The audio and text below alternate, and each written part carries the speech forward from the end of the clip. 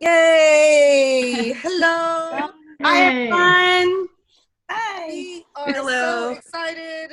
Thank you for all of you who are joining us for actually the third webinar part of the series, Journey. And it has been a journey, not only for sharing of stories, but also a journey in which we are going to celebrate today with our 7-month fellowship program.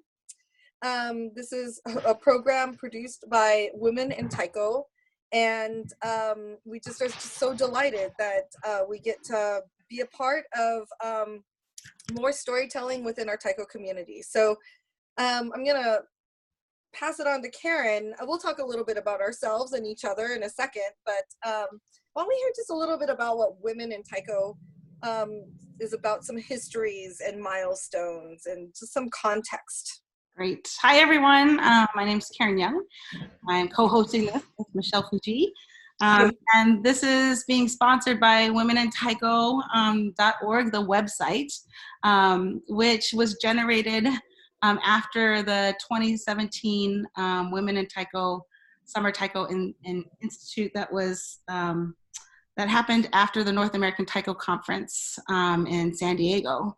And that was a real milestone meeting. I was invited to be part of it by Tiffany Tamaribuchi and Sarah Ayako and Sasha Molina. We were a team who really initiated that gathering, which was a milestone gathering to really put attention on the topic of women in Taiko. And this has been an ongoing discussion in the Taiko community for many, many years now.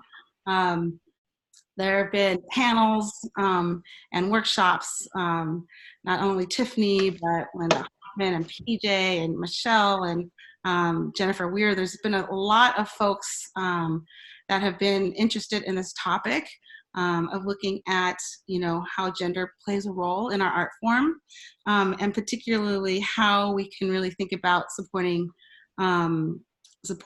women to be more visible.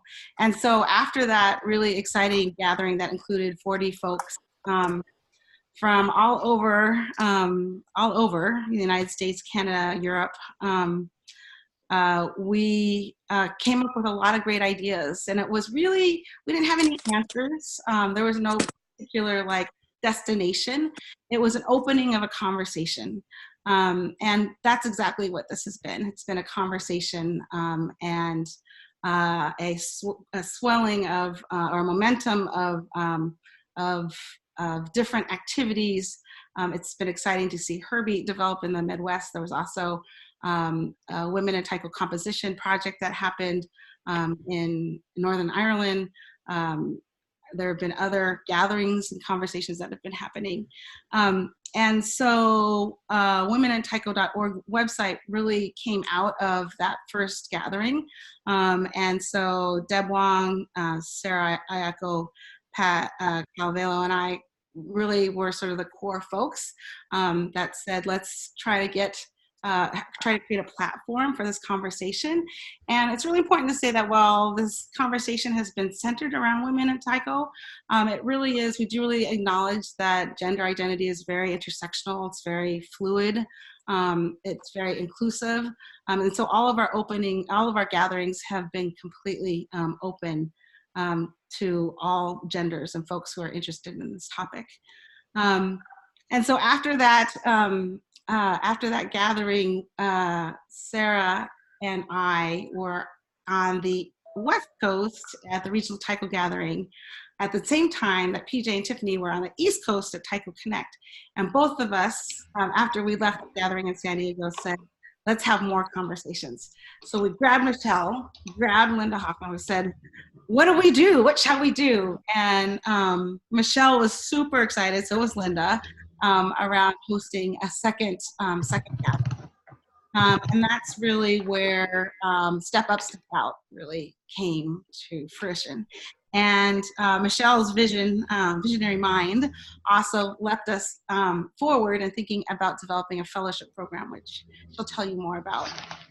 But I'm really excited that we're hosting this final webinar. Being part of this fellowship has been really exciting. Absolutely. And It was a really wonderful conversation to just witness. I was briefly there at the first Women Taiko gathering, and then since the North American Taiko Conference was being hosted in Portland, to be able to be included in the conversation of another opportunity.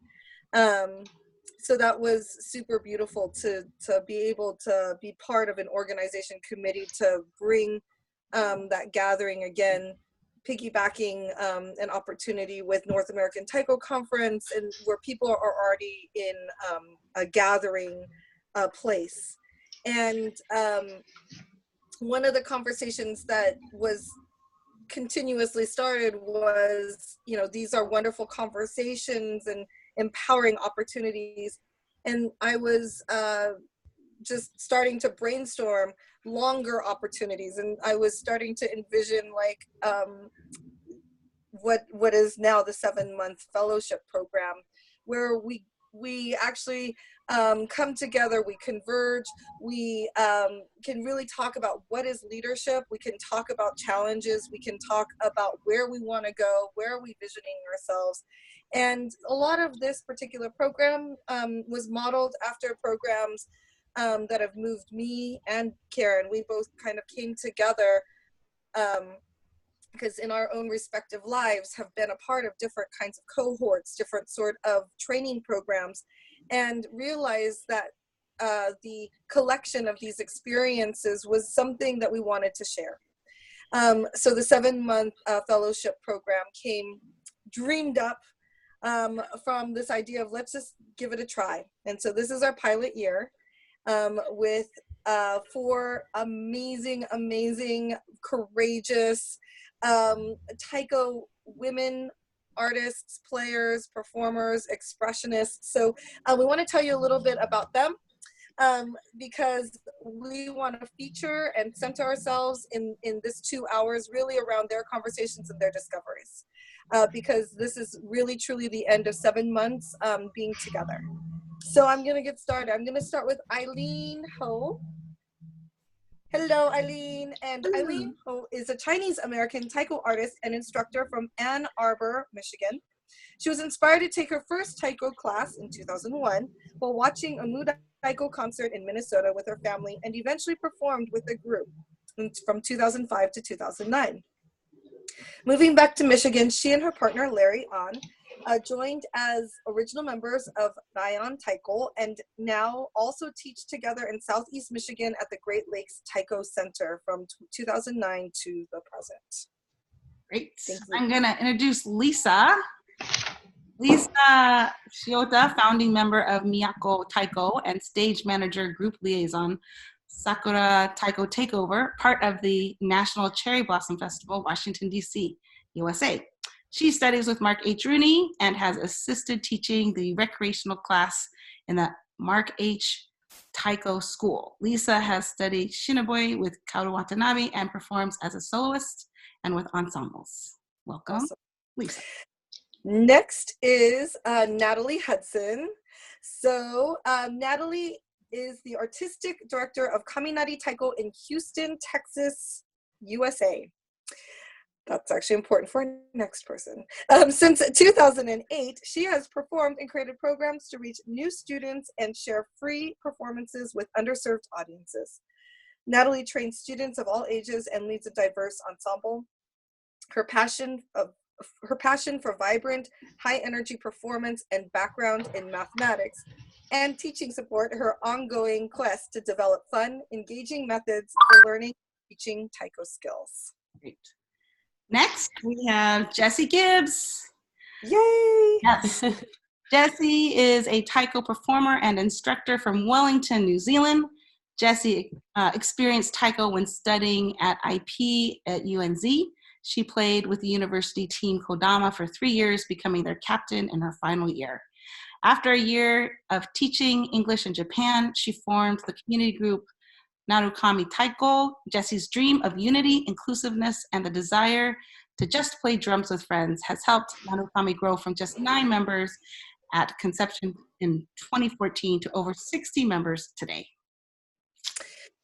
So we want to recognize, yay to all four. We want to recognize that there are other places that our identities lie. And so why don't we go around and maybe just do a 15-second personal opportunity, and we'll go around in the order of Natalie, Eileen, Jessie, and then Lisa. Okay, so I'm Natalie. I'm from Houston. I have a husband and a dog and a baby, and I thought everyone might enjoy this clip from my daughter's Christmas recital at her daycare.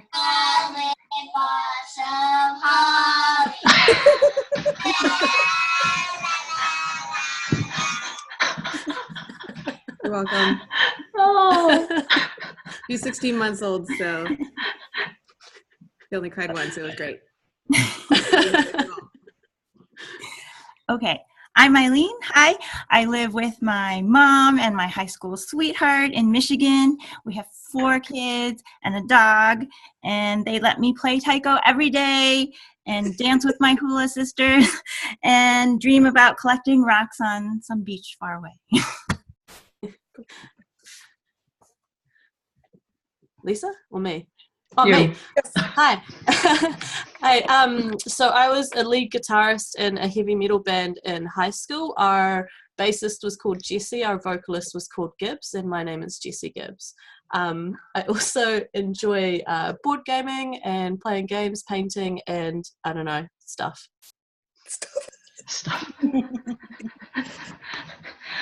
Hi, I'm Lisa. I'm originally from Philadelphia, and I am currently living on the Maryland side of Washington, D.C. I had started my taiko journey with Mu Daiko in Seabrook, New Jersey, so shout out to Tamiko Oka, who helped me on the journey.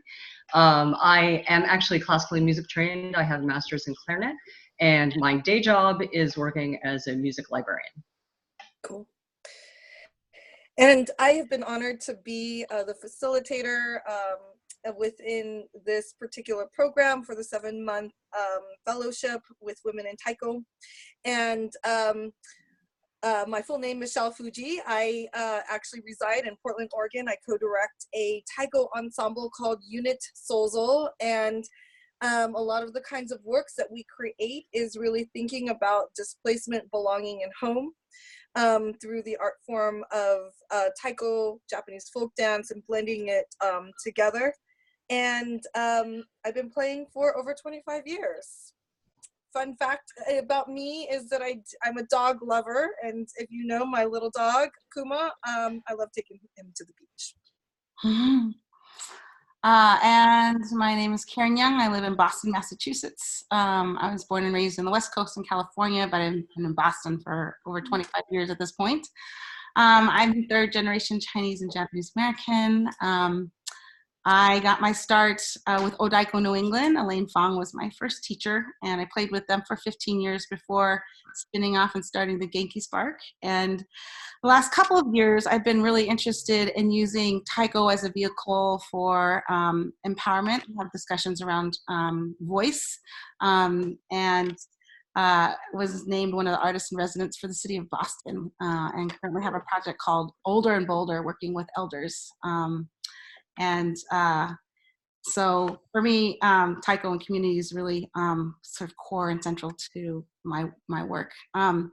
And I love, one fun fact about me, I love communal living. I live in an 8-bedroom house with 6 other people.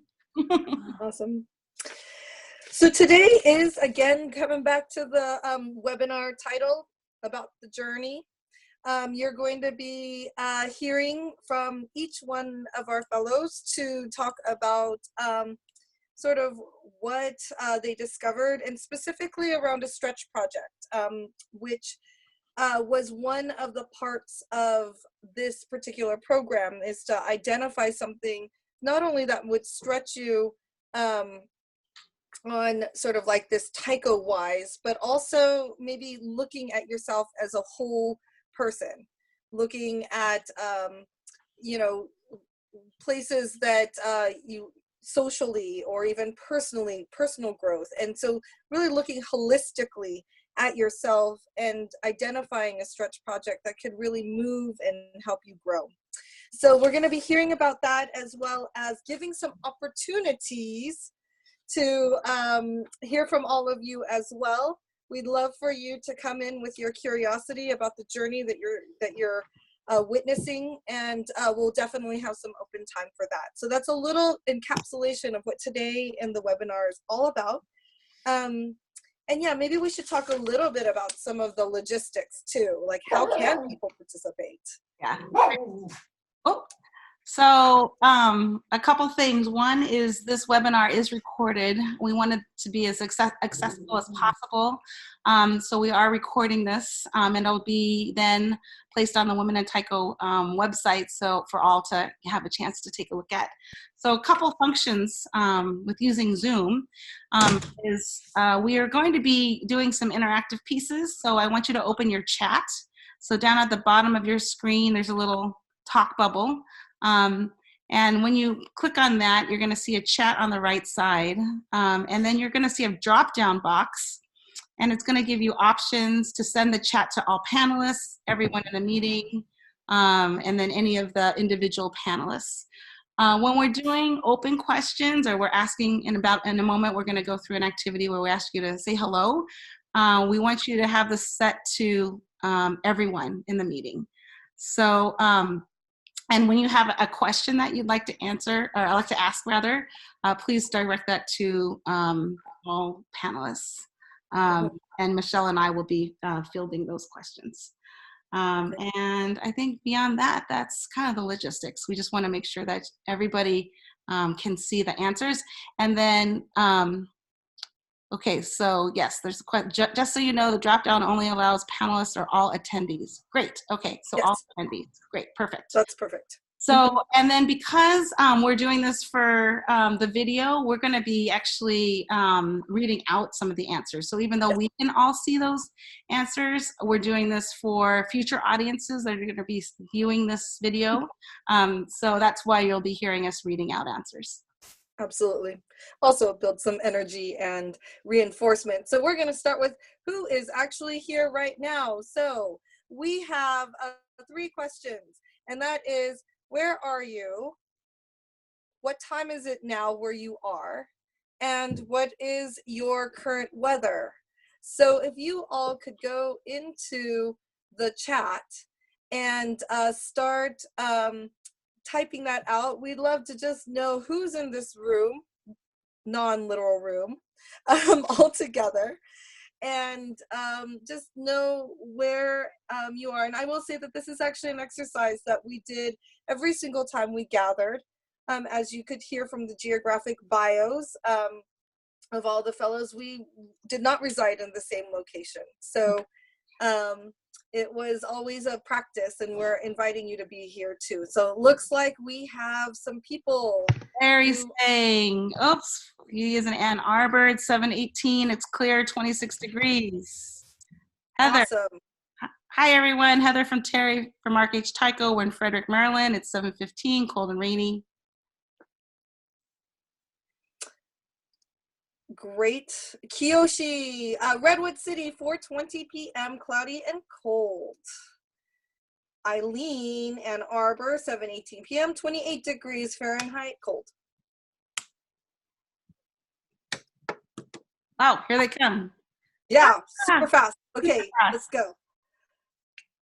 I stopped at Eileen. Karen, can you take it away? Yes, I can't read the names. Angela, maybe Palmerston, North New Zealand, 1 p.m., gray and drizzly. Lisa, yeah, go ahead. Go ahead. Maybe that's Thomas, Honolulu, 2 p.m., windy and 81 degrees Fahrenheit. Oh my goodness, so many people are here. Lisa from Maryland, USA, Tuesday, 7:19, 40 degrees Fahrenheit, rainy. Sarah, Washington, D.C., 7:15 p.m., cold and windy. Q Walker, Wellington. Hi, Jessie. It's 1:20 p.m. and very rainy. Ian, Bay Area, California, 4:19 p.m., cold, kind of chilly. Sarah from New York, 7:18 p.m., 34 degrees, frosty. Hi, nice. From Portland, Oregon. It's 4:18. Sun is setting, dreary but dry. Yep, I'm with you. Vanessa from Andover, Minnesota, 6:20, 19 degrees. Okay, this must be Mark, College Park, Maryland, 7:19, slightly misty. Rona Fisher. Oh, I think Rona, we have Vicky, missed some of you. City, 419, cloudy. Natalie, Houston, Texas, 6:20 p.m., 49 degrees Fahrenheit and clear. Margaret in Winnipeg, Canada, it's 2:20 p.m. and it's minus 26 degrees Celsius, minus 15 degrees Fahrenheit. Oh my goodness, sorry. Brianna from Wellington, New Zealand, 1:19 p.m., cloudish. There we go. Rona from Detroit, suburb, 7:15, 30 degrees, but dry. Rossi, Los Angeles, California, 4:19 p.m., 66 degrees Fahrenheit, and it's clear. Hi all, Liz from Winnipeg, 6:19 p.m., sunny and cold, minus 15 degrees Fahrenheit, minus 29 with a wind chill. Awesome, Sarah, Ayako, hey, Denver, Colorado, 5:20 p.m. I just got up, so not sure about the weather, it's dark. Question. Leesburg, Florida, 7:20 p.m., rainy and windy. Okay. Do you want me to know? Okay, Toru, what's an abe? Toru, if you don't know, Toru is my partner, and also we co-work together. He is in Portland, Oregon, 419, and he's downstairs in the house with me. Yeah. Hey, hi all. It's in Perth, Western Australia, 8:21 a.m., fine and sunny, 27 degrees Celsius. All right, Tamara, Washington, D.C., 7:20, 39 degrees Fahrenheit. Sydney, Sunnyvale, California, 4:21, 57 degrees, California cold. Nice. Jing Zhu from Ann Arbor, 7:23, 29 degrees Fahrenheit and clear. Wow, thank you all. This is exciting. Amazing. I had 50 people register for this webinar. We're getting perfect. Thank you, everyone. And we know that some people may be coming into the conversation, and so I invite and welcome all. So thank you for joining us today. Okay. But let's get to the fellows. Oh, fellows, it's your turn. We're going to take a few minutes here to ask you just to talk a little bit about why you applied for this program. Why did you apply for this program? What did you think was missing for yourself within the Taiko community? So we don't need to have any particular order, but shall we just, Lisa, can you start? Sure. Okay. I actually almost didn't apply because I was kind of intimidated. But I had a conversation with Sarah Ayako and Eileen at the Sakura Taiko Fest in Washington, D.C. And I have to have a little bit of a hello to all you Miyako people who are here. Thank you for your support. But they were the ones I had talked to, and they had said, you should not be scared to apply. You should apply. And a couple things that I remember reading about the description that really spoke to me. One of them was identify your unique artistic voice, and the other one was generate your personal artistic statement. So it's like, okay, well, that's something that I feel like I need to address for myself. So that was really why I applied. Yay, great. Good. How about Jessie? Why did you apply? So I also almost didn't apply, but my reason was because I'm on the other side of the world. So I thought maybe I'd have to wake up at like 2 a.m. to have these talks, but luckily I didn't. I felt like I was missing kind of a lot of community and guidance. So being, on the other side of the world and really close to Antarctica, we're quite isolated. And, like in our New Zealand Taiko community, we don't really talk to each other. It's not because we don't like each other or anything. It's just that we've never really come together much to talk. So I was missing community, and I felt quite isolated, and I felt like I needed a little bit of guidance as well on my kind of journey. So I listened to the Talking Taiko with Tyrone podcast where Michelle and Karen were talking about it, and I just felt like throughout, this is really something that I need to be a part of and I need to do. So that's why I joined. Great. Go, Jessie. Got a little shout out there. Eileen? Okay. Well, I saw the opportunity. I saw the fellowship program posted as part of the Step Up, Step Out Women in Taiko program, and I'm playing in Raion Taiko as a performing artist and trying to juggle performing and teaching and administrative work at the Great Lakes Taiko Center. And so I felt like in all that work trying to reach out to other people in the Midwest community too, I was like a chick with sticks and too many balls to juggle. So I felt like this was a great opportunity to learn and grow and connect with other women taiko artists, and maybe, you know, find some people to play catch with, to make some good music to juggle to, and also kick some balls and score some goals. Cool. I also almost didn't apply until Kurt sent me a Facebook message at the last minute being like, you should totally do this.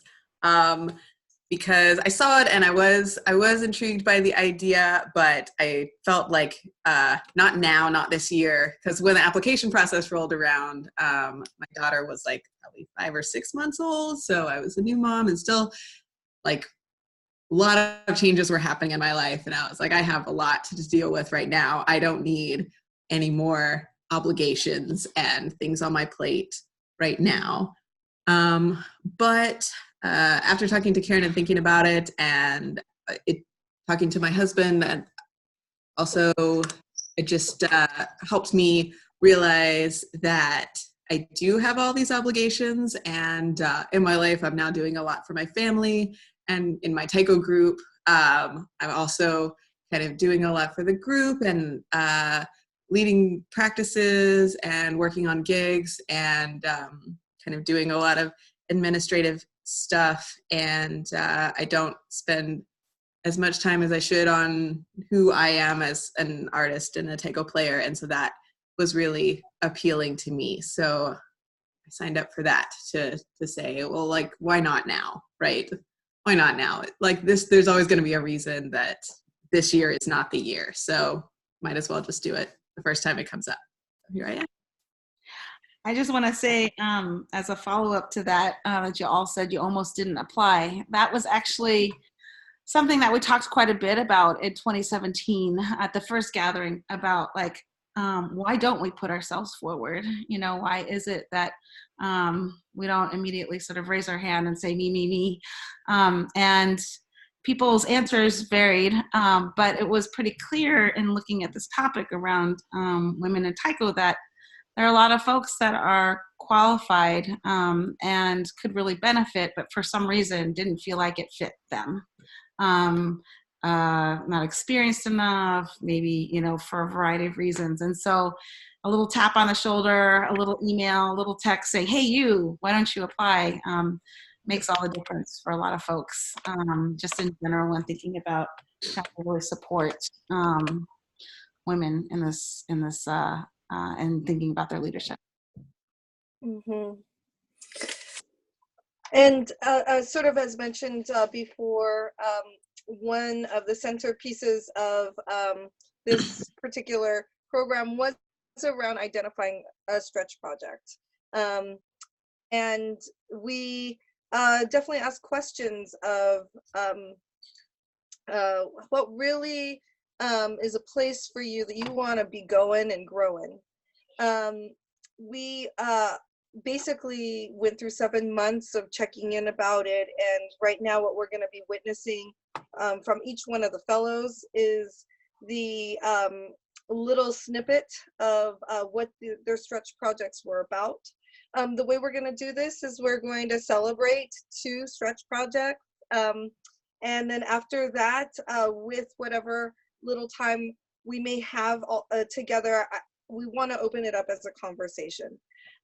Maybe I could start it off, or if there's already questions out there in the chat about the presentations, then we'll spend as much time as we can to continue to investigate.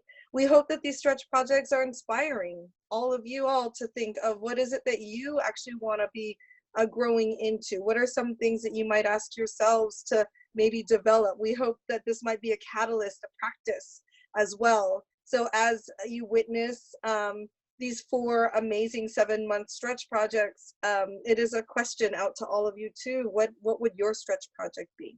So the 2 presentations that we are going to hear about right first is Natalie and Eileen. So we'll start with Natalie, and then right after that, Eileen, you're good to go. So here we go. All right, so for my stretch project, this was a really great opportunity to think about what I have to offer and what I want to be an expert in. This year was the first year that I applied to be a workshop leader at NATC, and just the process of filling out that application and trying to think of what workshops I have made me really think about, like, what is it that I have to offer? And this stretch project did that as well. For those of you who are at the Step Up, Step Out retreat, you may remember I had a different stretch project then than I originally do now. And my original stretch project was very interesting and mathematical, and I really liked it. But it was also something that required a lot of like solo artist dreaming, planning, like time. And in my life currently, I don't have that. So I moved to another passion and interest that I have that can be accomplished during my time at the dojo, which is really important to me right now.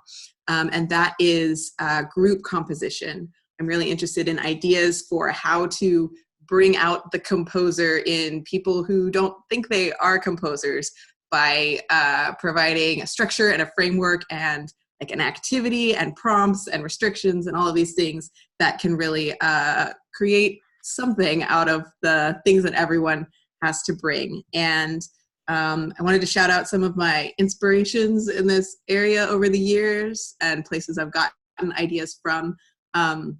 San Jose Taiko, I went to one of their weekend Taiko intensives several years ago. We did some composition exercises that were excellent. The Taiko Baka leadership retreat, Tiffany Tamaribuchi led us in a really cool exercise, and Shoji Kameda shared some techniques as well. And then at the Step Up, Step Out retreat, several of my fellow attendees brought some really great composition ideas, and I loved all of them. So for my project, I have taken some group composition ideas that I've learned and some that I've come up with myself over the last few years and combined them into sort of a program that I'm going through with my group to create a new piece for us that will serve a lot of functions, but specifically we'd like it to be the encore piece for our upcoming 25th anniversary concert in August 2020. So I've got a structure where it's sort of in pieces, and it could be an indefinite length of time and any number of drummers and drums. So it's a pretty flexible piece. And we're going through a series of exercises to generate ideas that we've done and come up with sort of a library of different ideas. And now we're working on some ways to combine them and make longer chunks and bigger, more interesting chunks out of them. And then we'll go on to refine them, and we'll debut that piece in August. So still a work in progress, so I don't have anything to demonstrate at this moment, but I'm really excited about where it's going, and I'm really grateful to my group members who have been very patient as I have experimented on and with them. And so I wanted to thank everybody in Kaminari Taiko for sticking with me so far, and really excited for our upcoming concert and our new piece that we're working on. Oh, Natalie. So my Making Taiko Love is what my stretch project is called. And this project includes compositions, which I've shared on a website. And I'm going to go ahead and send everyone a link to that. It's at www.eileenho.rocks. So shout out to Carla Brown and Nendaiko who brought the Nendaikos Taiko Love Image Challenge to the Taiko community last year in October 2018, when many of us shared our Taiko love on social media, and specifically I posted every day on behalf of the Great Lakes Taiko Center, where I'm from, and posted on Facebook. And this year I participated again and created an Instagram account for my performance ensemble, Raion Taiko, and shared images and videos about our group. And this was a really fun way to connect with and learn about other groups and individuals in the Taiko community around the world. And so I was inspired by that challenge, and also by other artists in other media, like singers or sketchers, artists and writers who took on this model of flexing one's creative muscles every day. So I decided to make Taiko Love Sounds in July 2019 by writing a little piece of music every day for a month. And I uploaded these soundtracks to SoundCloud, soundcloud.com, and along with a photo image and a little story about each song. And I shared some of these songs and the process on social media, like on Facebook and Instagram and Twitter. And the results, like each piece is not a finished product and finished song, but it was rather meant to be part of exploring composition, especially through Taiko. You can check these pieces out then on my website. I have all 31 of them up there, but I also have some other songs that I've composed since then, since July. So in this process, I'm really happy to finally make the time and the space to create a personal artist website, which is something I had been thinking about before, but never really had a chance or opportunity to do. And also I'm really excited about the whole process of sharing the work and the inspirations that I had in this process. And so I did things like printed out all the photos from each song with their title in this little Google photo album book. And so I brought a copy of this to the Taiko Center so I could, share, and it can be sort of like a coffee table piece, but another chance to share what I've been doing creatively with other people in my community. And I have lots of ideas that have been sparked from this for future projects like, Taiko Love Moves, which might focus more on dance or movement in Taiko, and voices in terms of vocal or spoken word or singing. And Taiko Love Notes, which focus more on written or captured thoughts, feelings, and even music notation and how we do that in Taiko music.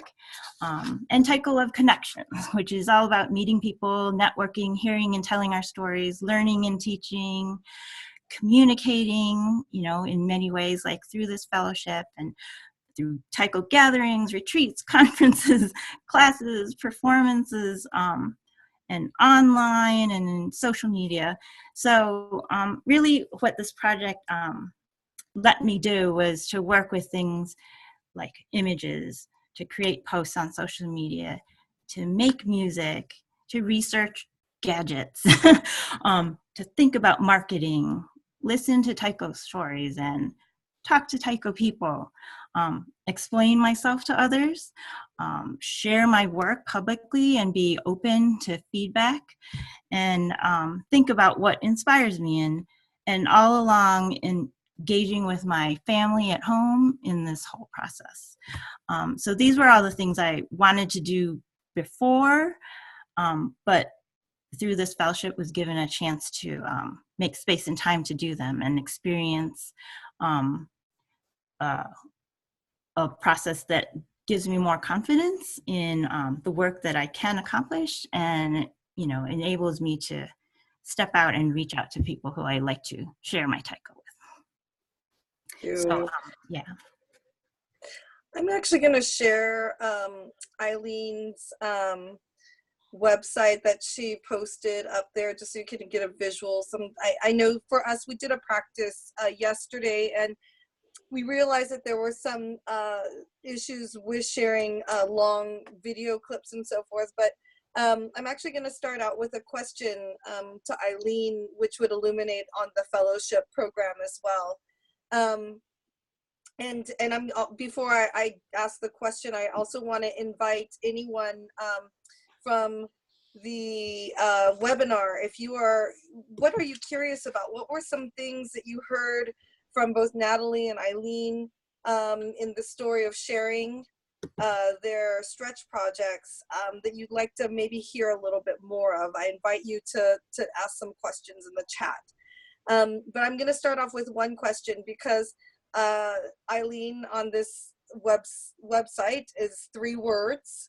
And maybe you could talk a little bit about the context of those 3 words. And I know that that was actually part of some of the work we did together. Yes. So I have 3 words: play, dance, and dream. They're in the middle of my website because, yes, through our conversations and work, Michelle specifically asked us to think of 3 words that sort of encapsulate what is happening and how we're feeling and what is important for us in this work we've been doing. And so play, dance, and dream are 3 of the many words I could have come up with, but especially important in terms of, that things that I do every day, things that are really important: to play with what I have, literally playing taiko, but also playing with all my ideas, and dancing. Dance is about, doing things that really speak to me in terms of, that move me, make me want to dance. And dream is all about, all my aspirations and how I see the love and support that I have, helping me to move forward and reach out for things that I really look forward to. Mm-hmm. I'm putting everyone else on the spot. Does anyone else remember their 3 words that centered themselves around their stretch project? I know, I see, reactions. But it might be nice to know that was actually an exercise that we had everyone do. And I see Lisa looking at notes, and it's in here somewhere. Jessie, I see you looking at your screen. It might be nice for us all to share that too.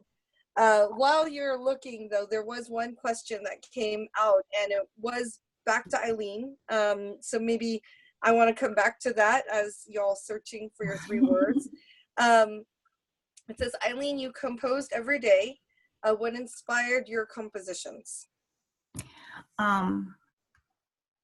Good question. And if you, what inspired my compositions were just what I had that day, right?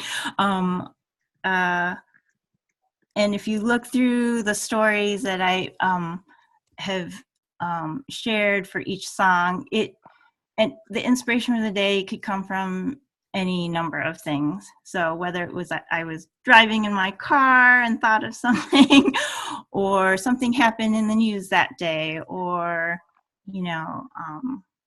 for one of them, it could be several things that I put together in a composition. But the important thing was that I realized that my inspiration for making music could come from anything, and anything could inspire me to be creative that way.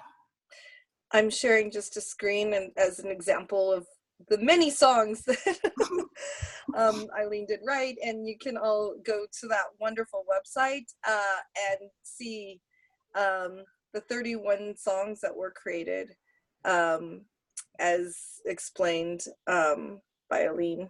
Okay, did we find the 3 words all? Because I would love for you all. Yes. Eileen got to share hers. Lisa, are you ready? Yes. My 3 words were release, voice, and creative process. Can you give a little context? Why did you choose those 3 words? Well, I think some of it will be clearer once I explain my project. Okay, But we'll wait. We're yeah. gonna wait. Yeah. Jessie and Natalie. So my 3 words were growth, family, and self-love. Nice. I couldn't find mine. I think they're in another room. I think one of them was focus. I don't remember the other 2. Awesome. But coming back to you, Natalie, question from Thomas. I want to hear more about the process of group composition and what sort of prompts, exercises have been successful and which were less successful. So could you talk a little bit about that? I can. Yes. So yeah, I've tried a few different types of group composition exercises over the years. I like the ones that involve some element of randomization. I think that's really fun for everybody. And I found that it's really, really helpful to have a prompt or a seed or something to start with. So some successful ones that I've done, have sometimes involved like our existing pieces, where we just take a line from an existing piece and then play it on different instruments or play it backwards or like do something different with the dynamics, things like that. My favorite one that I've done, I think I can describe, so I call it 2 A's and a B. It probably could have a better name, but take a bunch of index cards and I had everybody write down on the index cards. You have to write an emotion and a type of weather. And then we scrambled all those up. And people were in groups of 3 or 4 to do the composition. And so they would draw 2 of those as inspiration for what they were going to come up with. And then I had also come up with restrictions. So these were things like you only get 1 drum for your whole group, or you have to play on something that's not an instrument, or you all have to be sitting down, or you only get 1 bocce per person, things like that. And then they would draw one of those randomly. And then so you would have to come up with, something that is about sadness and snow, and you only have 1 drum. Right? And we got some really, really excellent results from that one. I think the combination really helps people come up with some creative things. You had people playing in rolly chairs, which was an interpretation of you have to be sitting that they did not expect and was really excellent. And we found out that our trailer hitch for our taiko makes really awesome sounds. It has like 5 different sounds on it and they're all beautiful. So I really like those unexpected things. One thing that didn't work that I tried recently, apologize to my group for, was I thought it would be fun to do like a game of telephone where one group comes up with the rhythm and then you write it down, like you write the kujishoka down and then you pass it to the next group and then they play that. And I was like, well, writing kujishoka is kind of ambiguous sometimes, but that is an advantage because then, the next group interprets it in their own way and that adds something to the composition. And it did not, it did not work out in reality the way it did in my imagination. It turns out just writing kujishoka does not come naturally necessarily, and we just spent so much time on that, and I don't know, maybe there's another way to execute it that accomplishes the vision, but the first time I tried it, not successful. So yeah. Well, thank you for these questions all, and I think it would be a great time to move on to hear about 2 more. So Oh, and then Heather says, Natalie, don't give up on the telephone exercise because it sounds like fun if you stick with it. That came from a nice little thing from Heather. So thank you, Heather. Thank you, Heather. It's true. Sometimes you do. No, you never know. You never know. So for the next presentations, let's have Jessie present, and then Lisa talk a little bit about your stretch projects, please. Cool. So my project is based on composition, and like Natalie, it was like a little bit of struggle street to get there. So I got through to composition after having multiple ideas for my project.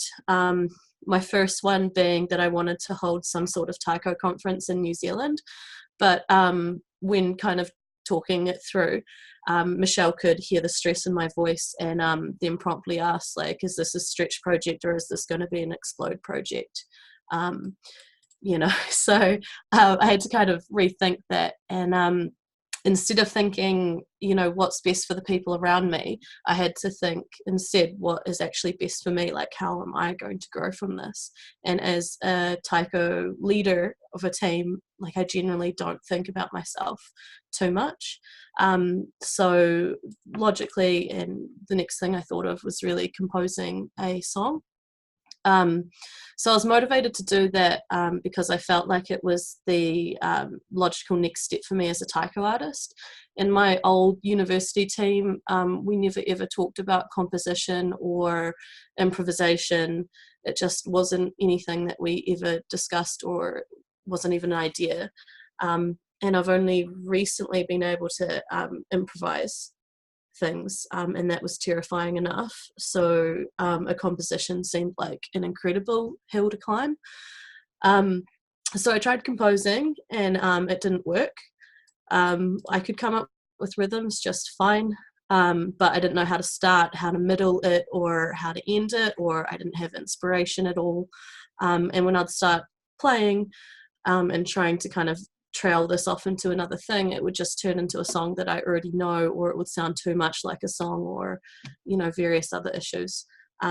So I emailed Karen and asked for some advice, and she first told me that generally it's going to be crap, the first song that you create, but also to maybe contact other composers around the world, or, you know, in our community, and see, you know, if they've got any advice. So that's what I did. I was lucky enough to go to America for the North American Taiko Conference and the Step Up, Step Out workshop. So I was able to talk to a few people, a few composers on the fly or recorded conversation, and then get contacts and talk through Skype when returning home. So I'd learned quite a lot through this. You know, some people compose to get rhythm out of their head, or they need to express something, or somebody just pays them to write something. So I didn't really feel any of those things. Nobody was paying me, and I didn't really think I had anything to get out. And I don't really see inspiration in the wind rustling through the leaves. So I didn't really know where to go next. But talking with Man Man Mui really opened my eyes quite a bit. Beforehand, I thought that, you know, things had to be linear, and they had to, you know, go and follow this certain kind of sequence. And I was thinking in like Renaissance paintings rather than abstract art. But anything can really be art. Your song doesn't have to go by the Johaku system or anything like that. You know, it can be as long as short as you want, doesn't need to have a chorus, whatever. And she just asked me, you know, what do I need to express? What do I need to get out? And then she just told me to do it. So I did. I actually was lucky enough to have one of my teammates contact me and ask to me to compose a backing soundtrack to her short movie that she was making for an end of year project. And the film was about experiencing the loss of her brother and finding a connection through to him through taiko. So I had my reason, a strict deadline and inspiration, having experienced loss in my life recently as well. And just shout out to Q Walker, who's like very intense on this conversation right now. She was actually the actress in the short film that I'll send through to you guys soon. So yeah, when I first started, I thought that I needed to have or I wanted a polished taiko piece that I could teach to my whole group, and share with the world. But I ended up with like a messy emotional roller coaster of a piece that was just extremely raw and doesn't follow any form. And that kind of went against everything I'd learned, learning guitar as a teenager. But I'm not done composing, so I still have that prized piece in mind. And I'm currently working on a piece that's inspired by a guitar riff of a song that I've currently been listening to. But yeah, I just realized that, things don't have to follow a mold that society or the world tells us that it does. And anything can be art. And I'm just gonna send through the video that you guys can all watch later.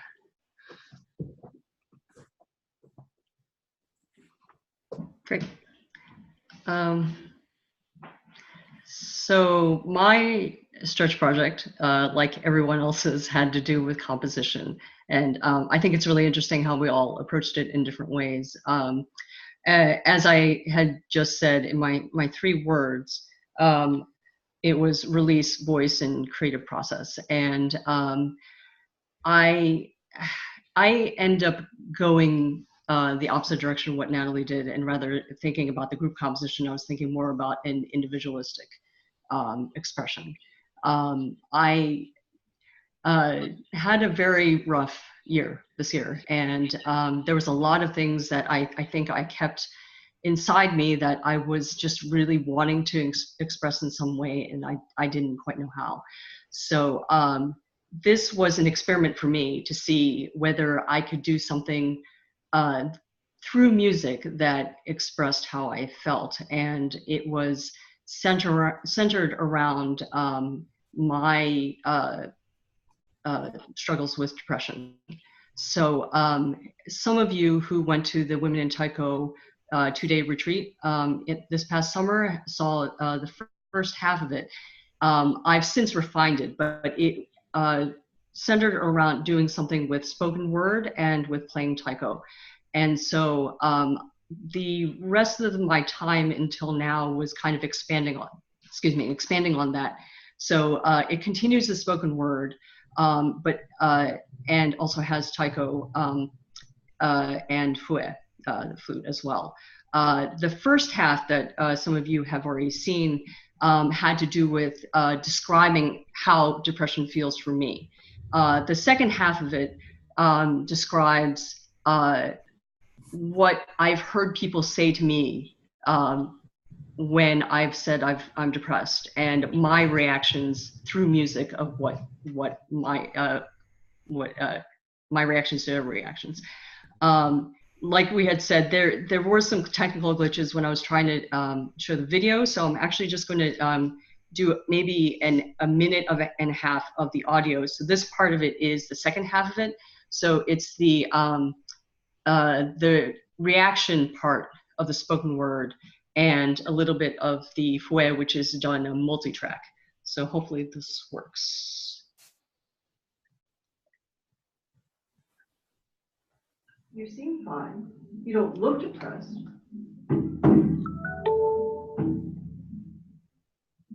It's not a big deal. Don't worry so much. Don't be sad. Here, look at some pictures of kittens. Don't take everything so seriously. Things aren't that bad. Why don't you just relax? Why are you so angry? What's wrong with you? You have no right to be depressed when there are people worse off than you. You're too sensitive. You're overreacting. You'll get over it.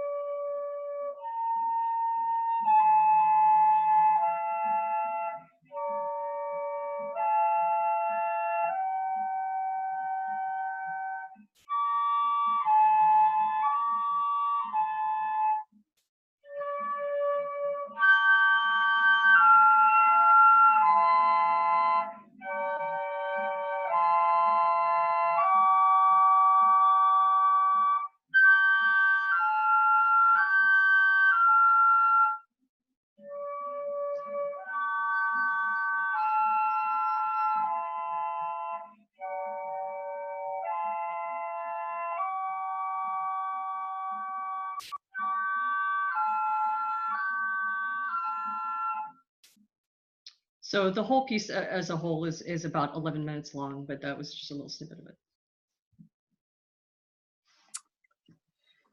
Thank you to all of you. I want to highlight on the two presentations that we just heard, and just want to say that there was the link that Jessie shared, and you can find that on Vimeo here. There's a drumming noise, which is a beautiful video.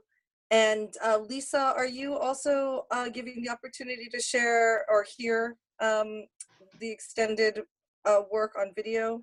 My YouTube link is actually unlisted. I would feel more comfortable if people ask me for the link, because I don't necessarily want to share that as a whole for right now. But I'm happy if someone wants to see it, they can contact me. Please, that's great. So if you all would love to see, and it is a beautiful video that that Lisa created, then do contact her directly. Some comments that happened. It says from Heather. From Heather, it says, "We love you, Lisa." It says from Larry, "So brave." Yael says, "Thank you for sharing, Lisa, and for being out." There is a question. Oh, Q is talking about the Fue Harmony is making me teary-eyed. Beautiful work. There's a question that came for the panel from Larry. When I think of Taiko, I usually think of happy, joyful energy. These examples are so powerful. How did this work change how you think about Taiko? I'd love to ask that to Lisa, to Jessie, since we heard your presentations, and then if we also have time, Natalie and Eileen as well. Jessie, you want to go first?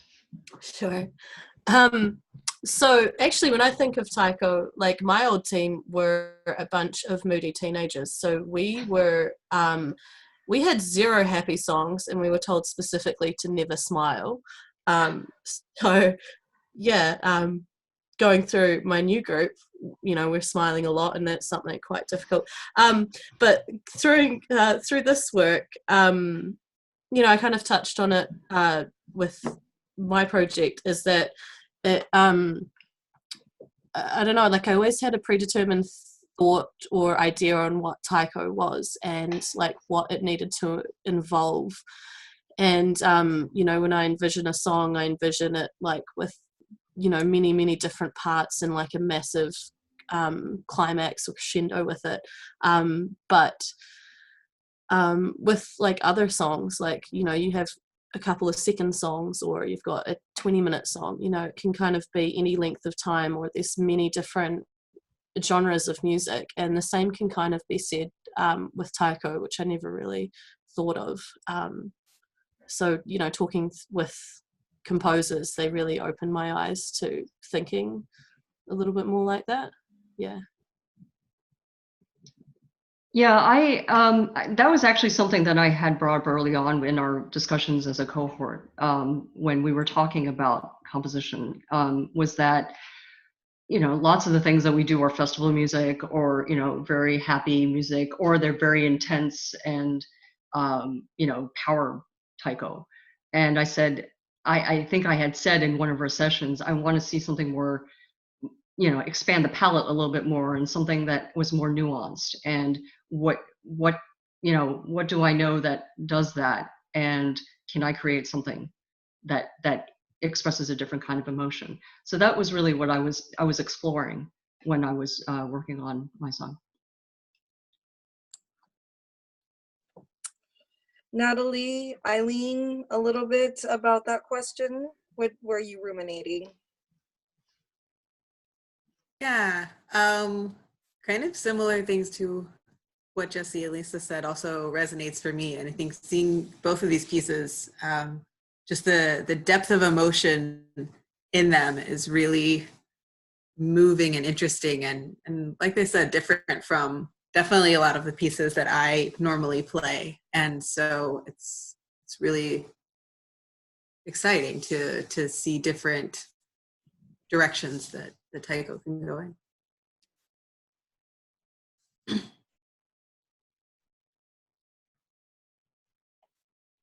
Oh, Eileen, you're muted. Hello. So in my exploration of approaching different pieces from different places and times, and wanting to reach out to and share with other people and have a shared experience, I realized that, you know, we are all in different places or have different feelings. And so I found that that was something that I really wanted to express through the music that I was creating or sharing and experiencing, to reflect more what we're realizing and becoming more aware of in ourselves.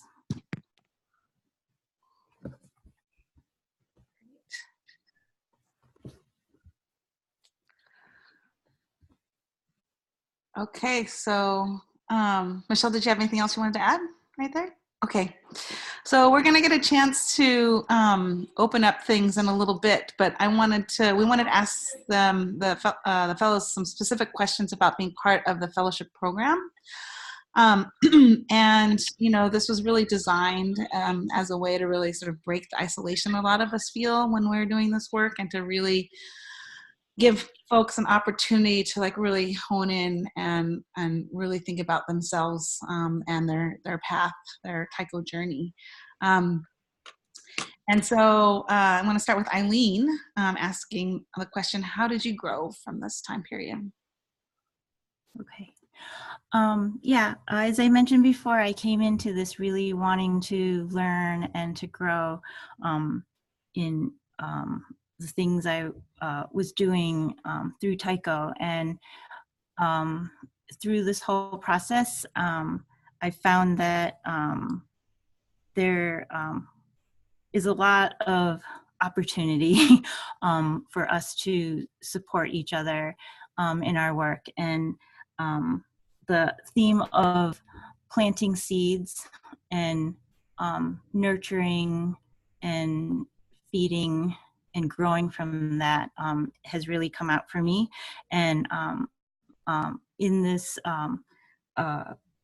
period recently, I've heard, you know, Chieko Kodama talking about how she had been going around and planting seeds and wanting to, you know, hoping to see the blooming of flowers around the world. And also Kaoli Asano, when she taught us her song at a retreat I was at, talking about planting seeds and having the sound of taiko growing everywhere that we touch. So I feel like the people in this fellowship have been part of this experience of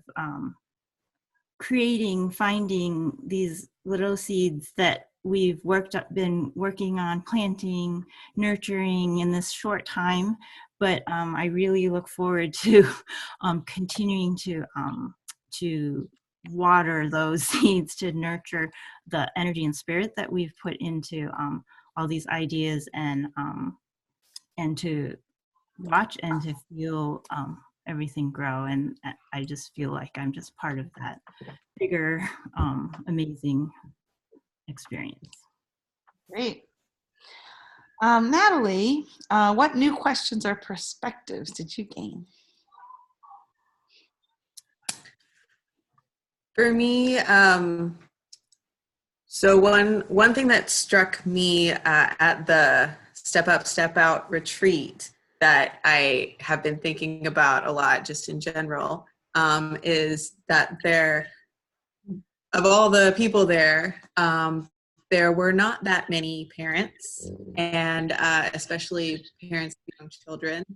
And I mean, I can imagine a lot of reasons why that would be, you know, especially to take a long trip for an ATC and then to stay a couple of extra days for the retreat. I know that's hard. But it just got me thinking about, how often that happens in all kinds of different areas, that sometimes the parents and especially the moms drop out of different activities and programs and things like that. Coming from a scientific background, that's definitely a big thing that people talk about is, how the moms drop out of the science pipeline, and all the parents, but especially the moms.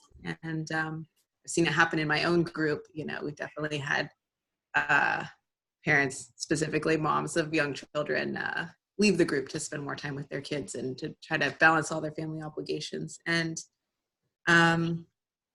so that perspective has been interesting to me and something I've been thinking about, both for myself, in terms of like, what does this mean for me and my Taiko career and my journey as an artist? What does it mean for me in this phase of my life and for the future? And what choices am I making in how I spend my time, and what things I can do? And one thing that's been really valuable to me is looking at all the different perspectives from my fellows and other mentors and other people that I've gotten to meet and learn from, is just kind of giving me a perspective and a feeling that I can do anything, but I can't do everything, especially now. And so that it's made me think really hard about focus and choosing what I want to do, and also meeting more people, especially people who are further along in their Taiko careers or in their lives than I am, has also helped me kind of realize that can be a lot of phases and a lot of chapters in a person's life or in a person's Taiko experience. And so helped me think about what choices am I making now, and maybe that'll be different than what I'm working on in the future.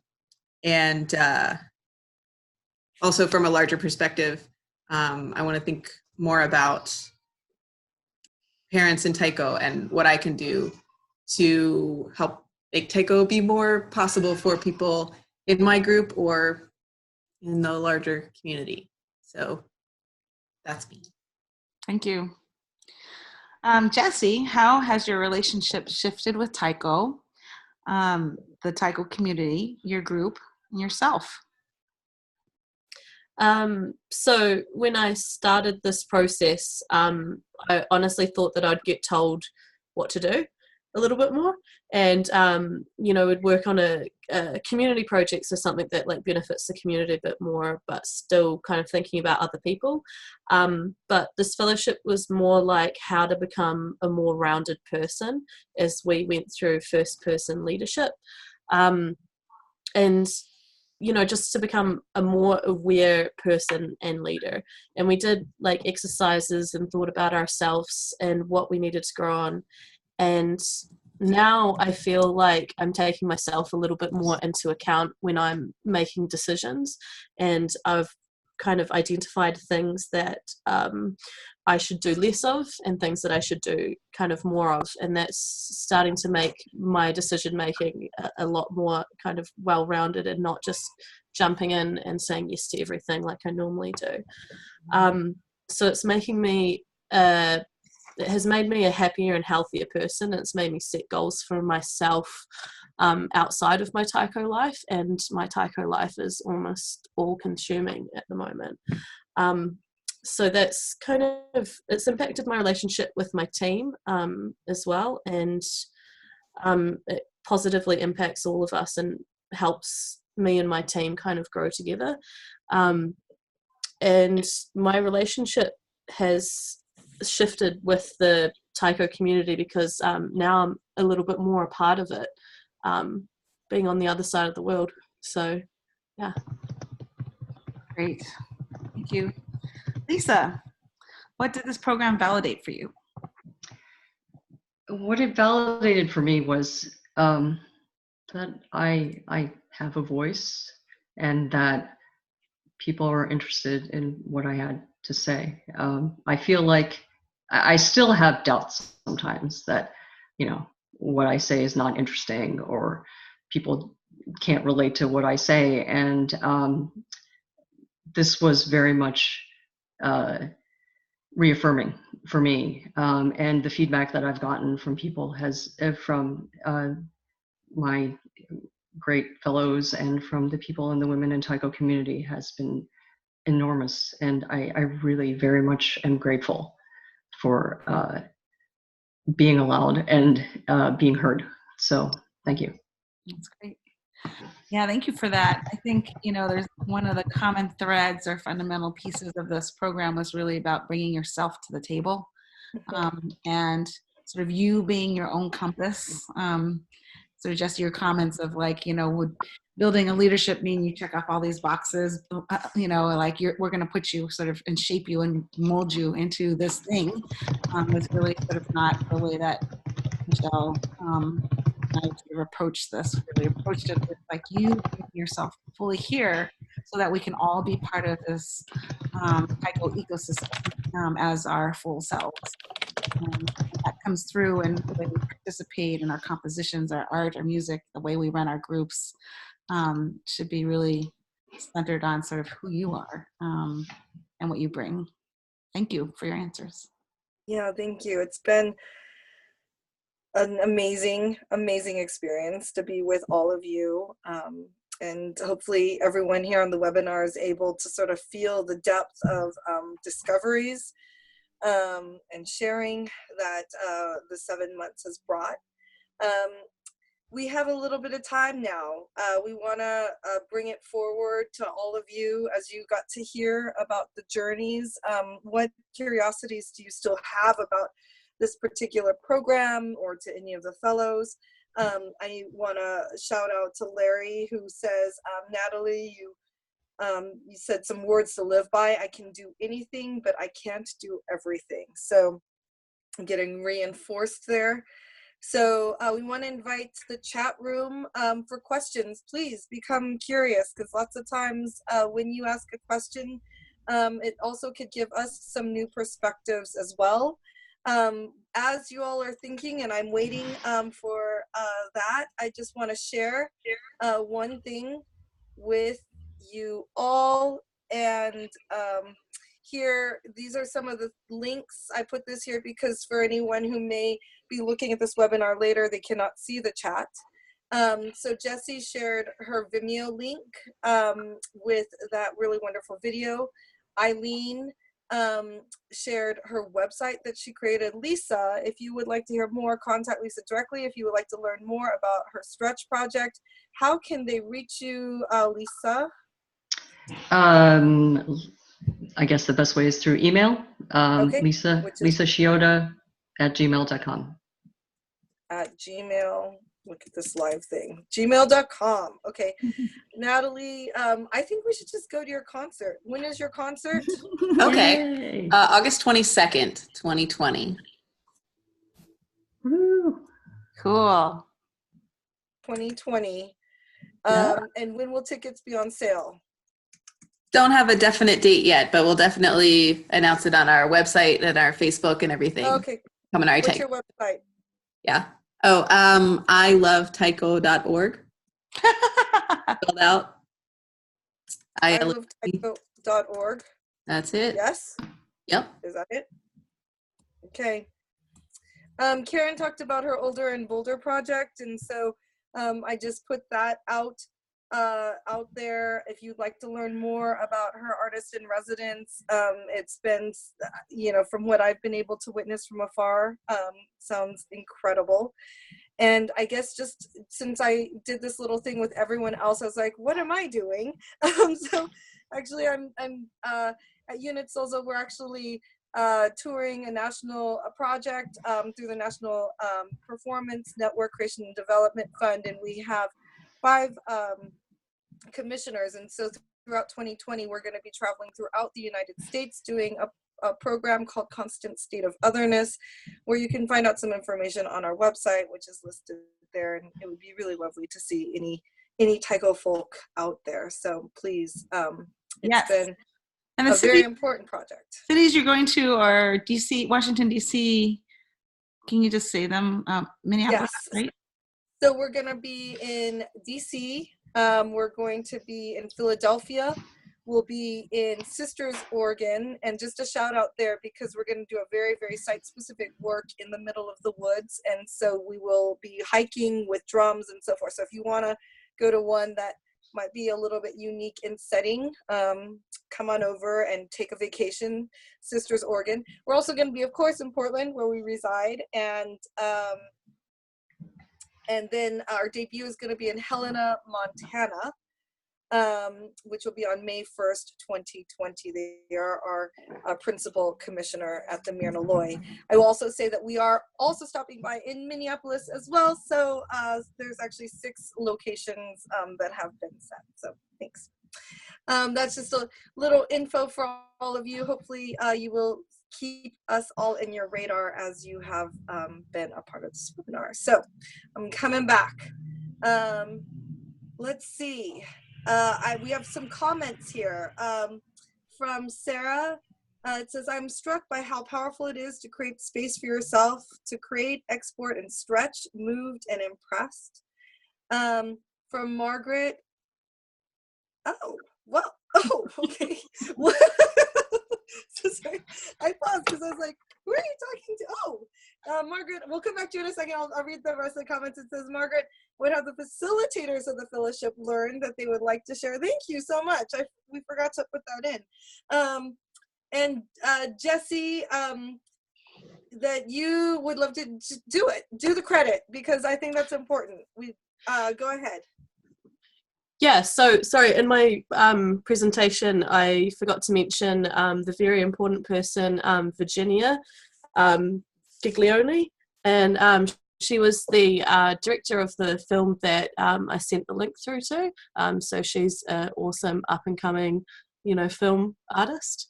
And I did do the little shout out for Q, who's in the comments as well, and she was the actor for the film, and then of course a massive amount of lighting crew and all that that were there to help, and they're all awesome. So watch that space.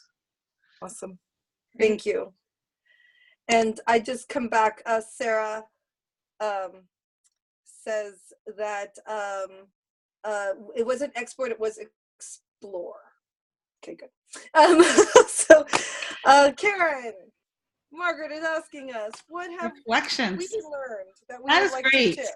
Well, one, this was a pilot. So, we wanted to experiment and see, how this would work. I mean, we're in all different locations. We did this mostly online through Zoom and Skype, and set up buddy systems where folks got to work together.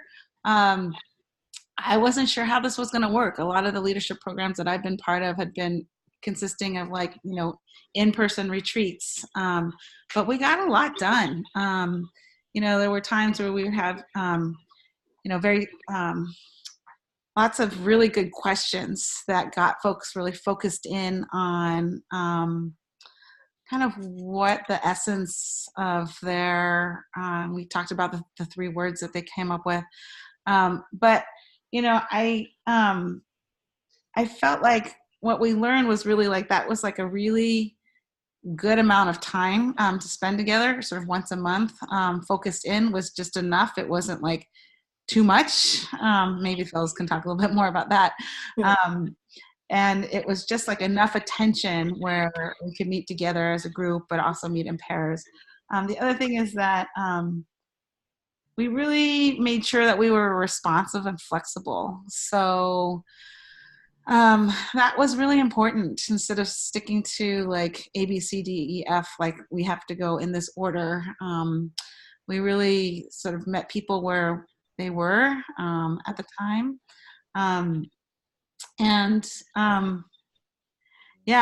think, Michelle and I were so excited about this. We decided to write for a TCA grant.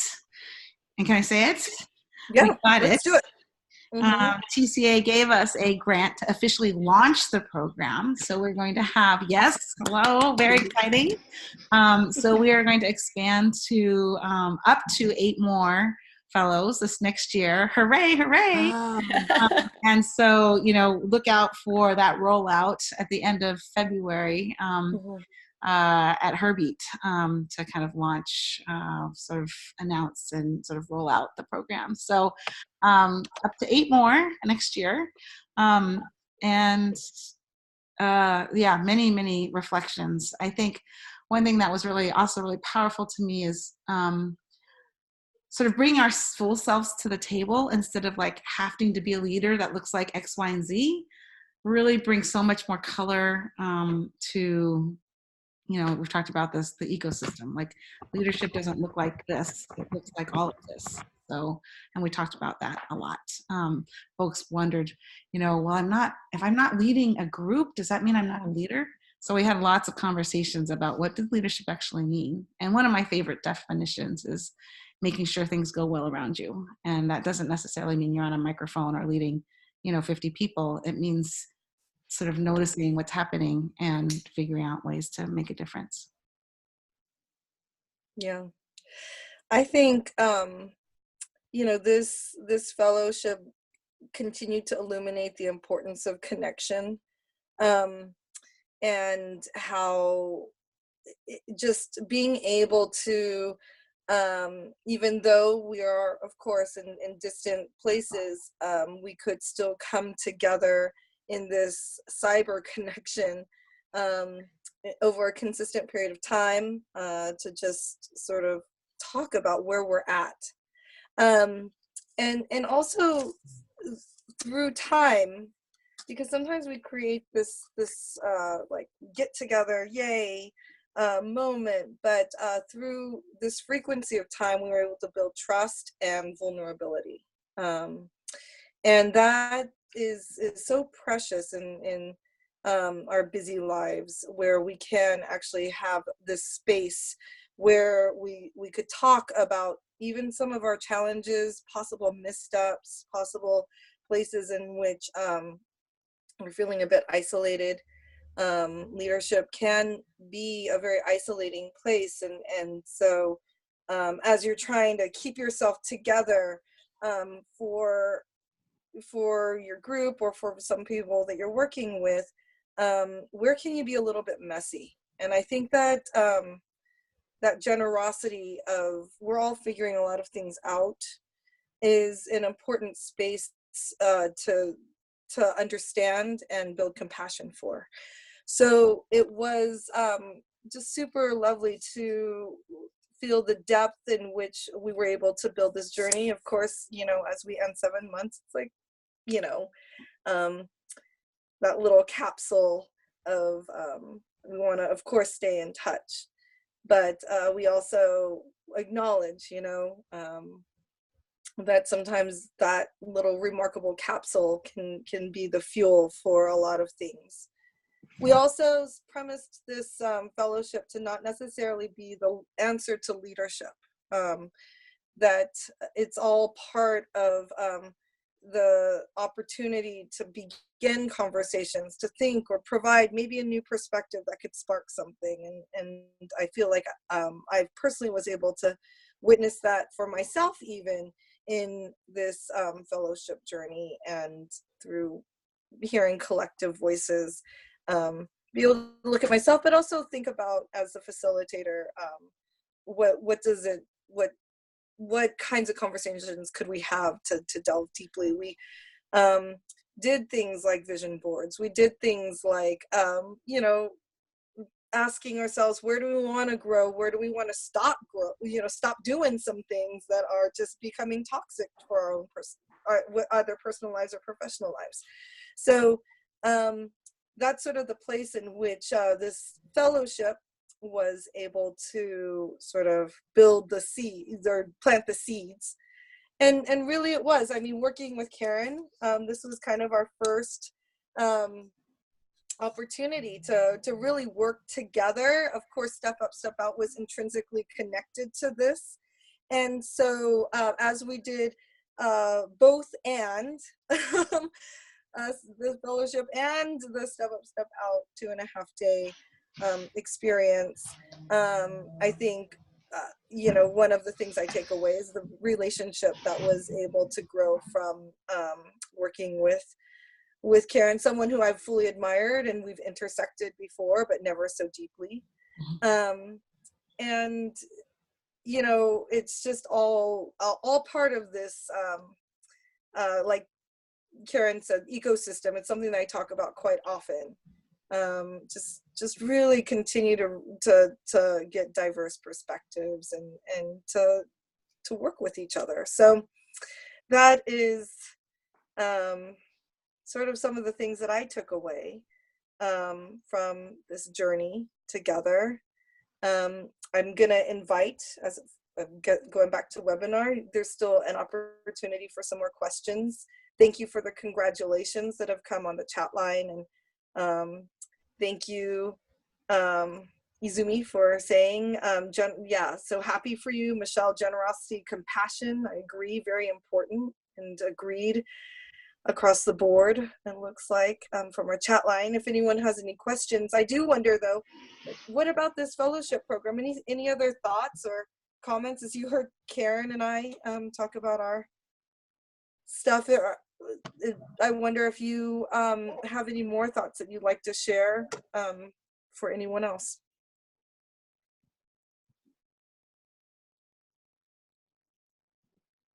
We're looking around.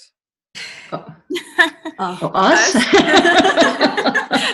Oh, sorry. I didn't segue really well. For the fellows, I'm sorry. That was okay. I forgot a prepositional phrase. For the fellows, is there something that you that you would like to share? Well, I just want to say, going into this, knowing the people involved, especially Sarah, Yako, and Michelle, and Karen, I trusted that it was going to be a fabulous journey. I didn't know what kind it was going to be, but that was there from the beginning. And then through this whole thing, I really want to thank my cohort fellows, Natalie, Lisa, Jessie, you know, for all the crying and the laughing and yeah, and cyber hugging. Yeah, and thank you for having us as the first cohort, and we're not going away. So right. that's fabulous that we'll have yes, more to join in the future. Yeah, it's been amazing to spend time with all of you wonderful, powerful, awesome women. And I'm so grateful to you, Michelle and Karen, for creating this. Like, you guys, it's so much work that they have put into this, and the vision to have this space for us to come together, and people from all different places and different kinds of experiences, and then kind of blending it with the Step Up, Step Out, so that we actually got to meet in person.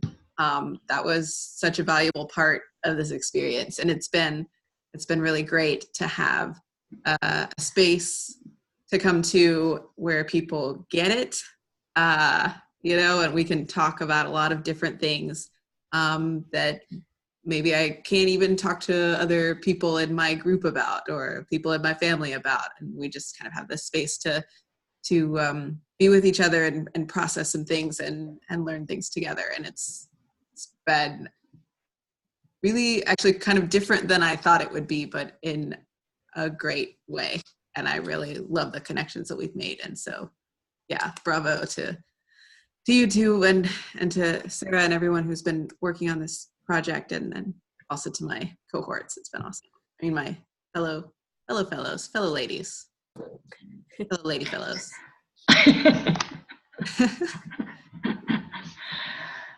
Yeah, this journey has been like not really an easy one as well. We had to do a lot of like, self-reflecting, and there were, things that you had to think about yourself that, you didn't like. And there was an extremely difficult book to read that we had as well, and great activities in the back. And it was a really kind of, it wasn't too difficult, but it was a bit of a difficult process as well, but just so rewarding. And we've now made 5-6 new friends, and just Karen and Michelle, you did amazing with just dealing with us. It was fantastic, and all the women in the background as well. And sorry, I say weird things sometimes, but no, it was just an absolutely fantastic experience. And to everyone watching now or later on, you are qualified and you can do it, and it doesn't matter, just click apply. It's amazing. It will change you. Yeah, I have to echo what everyone else said. I mean, it was definitely a difficult journey. It wasn't anything I expected either. And I definitely, my ideas of what leadership is and what it means to be a woman in this community has definitely changed a lot. And it's been very educational and very worthwhile. And I feel like I've bonded with everybody here. It's been such a great experience. I did so much crying. It's ridiculous. Oh. But at the same time, I mean, I think it's what Jessie said. I mean, it's totally worth it. I completely recommend it to anyone who's even remotely interested. And yeah, please do not be afraid. If this is something that appeals to you, please apply. And thank you so much to Michelle and Karen and Sarah and everyone who has been involved in this. We did get another question, which I think would be really beautiful for you to ruminate and give your first impressions on and what you're thinking about. It says, I wonder if the fellows have observed some ripple effects of their transformation, like to their family, their own Taiko group, etc. I know that there was a reference point of this in some of your statements, but does anyone want to take that question? And thank you, Izumi, for posting that. I've felt some effects definitely in my family, just kind of at home, which is just my husband and my dog that you've seen a million times. Because, whilst thinking about ourselves, we thought about relationships that we had, spiritual, family, just kind of everything. And it made me kind of think a lot more about how I'm interacting with my partner at home, and what I like doing with him, or things like that. So I've kind of made an active choice to be a little bit more present at home. As for the ripple effects in my Taiko team, maybe they'll feel it soon. I don't know, they're in the chat, so we'll see next year. Good things are coming.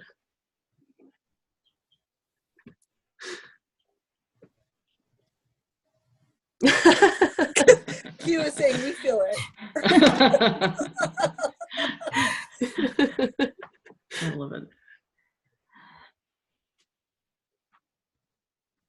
I think it's empowered. Yeah, I was going to say, I think it's empowered me to be more creative. So, I mean, yeah, I think there's definitely a beginning of that. And yeah, I think maybe it's starting to ripple out into my personal life, but I don't want to jinx it just yet. So. Sure. Yeah, absolutely. Natalie?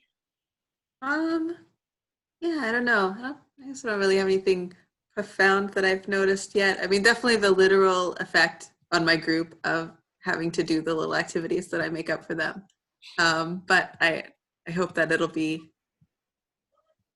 a way for everybody to be a little more creative and to make something together. So we may not have done that without this fellowship. So excited to see how that's going to keep going.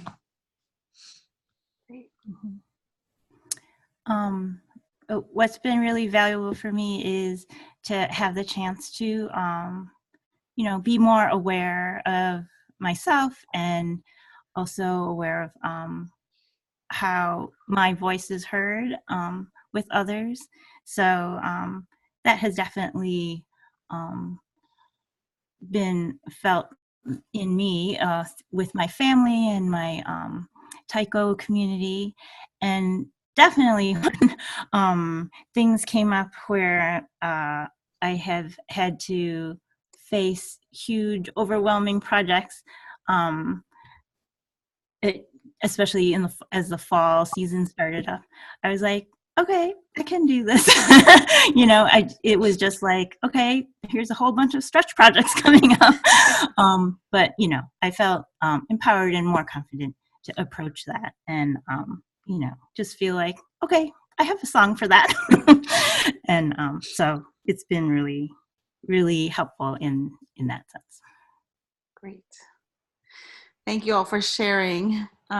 We have a few things to announce, but we wanted to have an opportunity again to have some chat, hear from folks who are here on the webinar.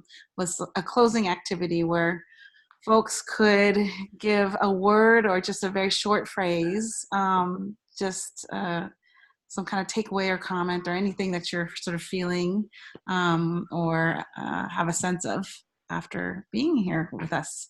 So if you could type into your chat for us and the attendees to see, we would like to have everyone offer a short phrase or word, and we will share.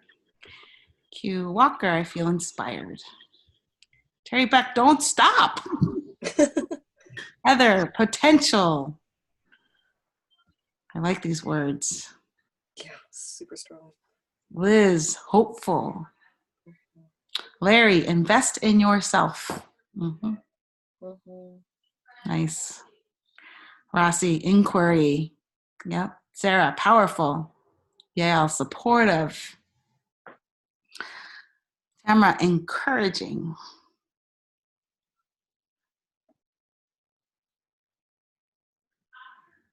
Margaret, daring is good. Izumi, it's great to grow the community and to feel connected. We are the critical mass now. Mark, depth. Mm. Yeah. Mm-hmm. Thank you. Thank you. Trey, inspired by the openness to share. Mm-hmm. That's right. Eileen, love. Mm-hmm.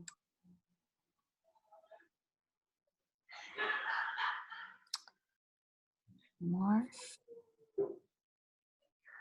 Jessie offers community. Sophie, connection. Natalie, gratitude. Lisa, rawr.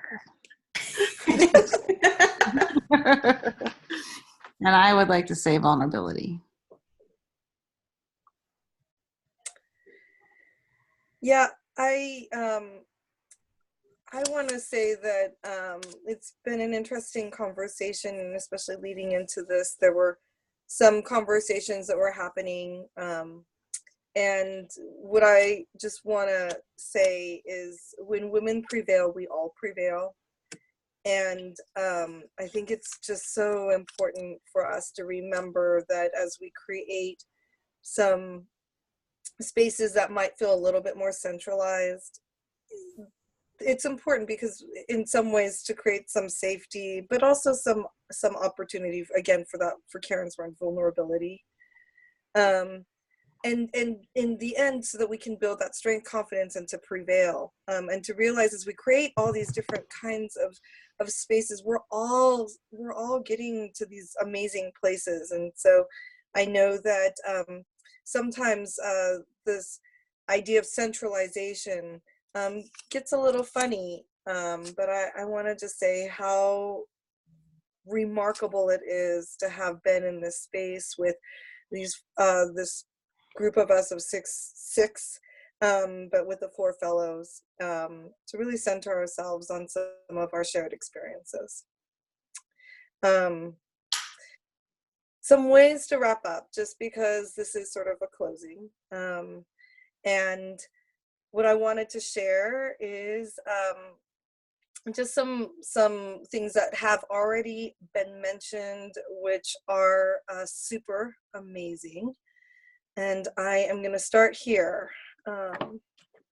You can all go to the Women in Taiko website, and here actually you will see featured the 3 webinars that we have been able to experience. In November, we started with talking to Tiffany Tamaribuchi and PJ Hirabayashi. And then we spoke of emergence with Tomomi Hongo, Mama Nui, and Vicky Zhang. So all of these recordings are available if you have missed it. And then you see here, thank you for those of you who are here with us, but you can actually let friends know that what you saw today can be found on the womenintaiko.org website. And yeah, hopefully this is not just a today thing, but something that could inspire you to share out. Also increasing the visibility of women in the art form. If you are in support of today's conversation, please feel free to go to the website. And at the very, very bottom, you see this really handy dandy little yellow button that says donate. There are things that are, even though we have received funding, but we have lots of dreams, and your donation could really help out with some projects with Women in Taiko. I should also do a shout out to the mobilization committee that we just started within Women in Taiko to think about different ways that we can mobilize through this platform. And so your donation could actually maybe help launch some of the wonderful things that are being discussed. Also, just mentioning to you, February 29th, 2020, Herbeat concert. That's something that we are in solidarity with. And yeah, it feels funny for me to say that because I'll also be performing. But Yay! Thank you.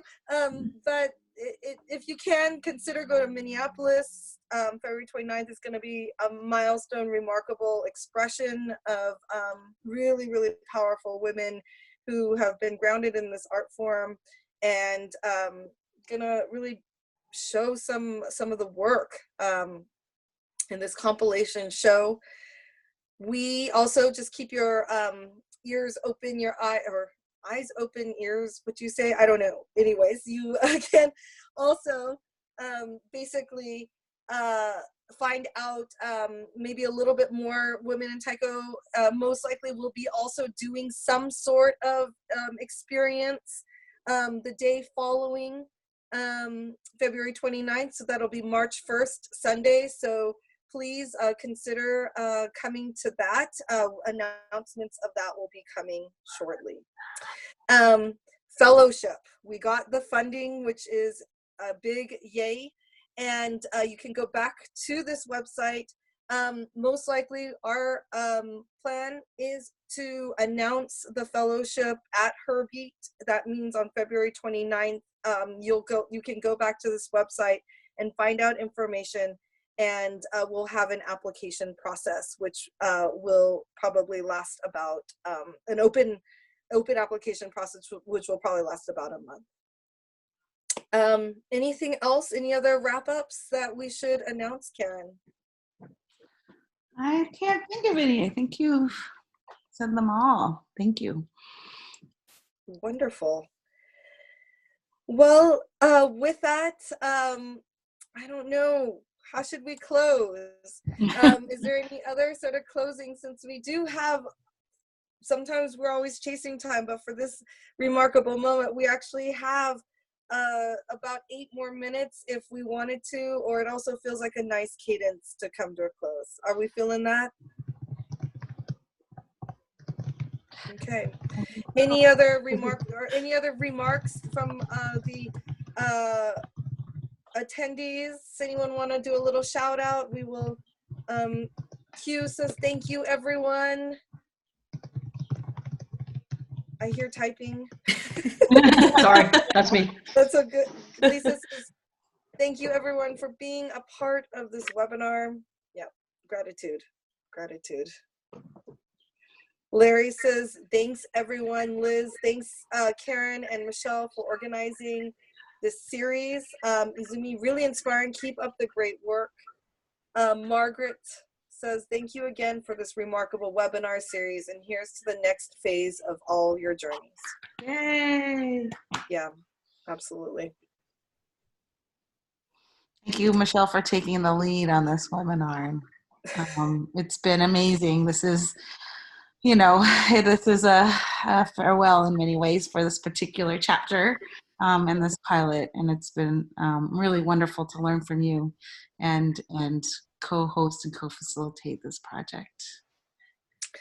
Ian says, thank you all for sharing your voices. And yeah, I echo what you're saying, Karen. It has been a remarkable experience.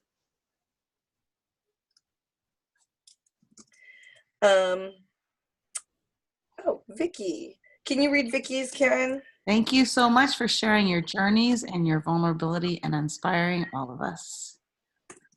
Izumi, thank you so much, Karen and Michelle, for your remarkable leadership. You are great role models. Smiley face. Okay. Okay. Well, thank you so much, everyone. Yeah. Gratitude. Thank you. With that, please keep all of us in your radar, because I just think that there's going to be amazing things happening. So we so appreciate you joining us today. All right. Bye-bye. Bye. Thanks. Bye. Thank you. Bye.